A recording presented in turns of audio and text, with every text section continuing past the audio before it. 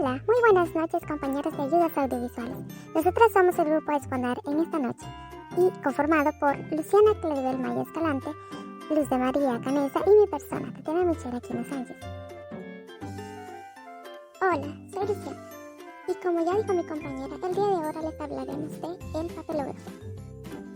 El papelógrafo es una ayuda visual constituida por hojas de papel de aproximadamente 90 por 70 centímetros.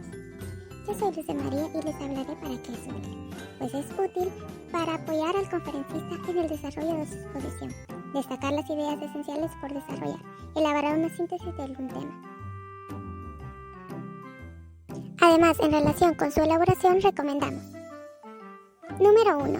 Escribir con letra legible, cuyo tamaño sea de 3.75 centímetros de alto.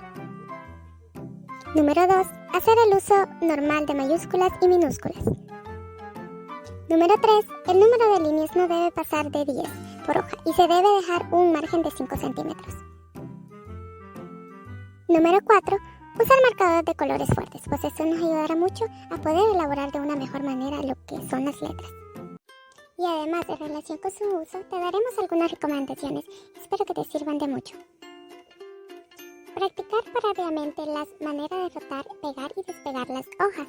Incorporar señales para acordarse de algunos aspectos relevantes.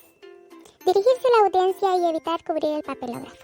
Esas serían las recomendaciones que nosotros les otorgamos. Gracias por escucharnos y estar atento a nuestros videos. Que tengan una feliz noche y espero sea de su agrado. Muy buenas noches a todos, compañeros. Bye.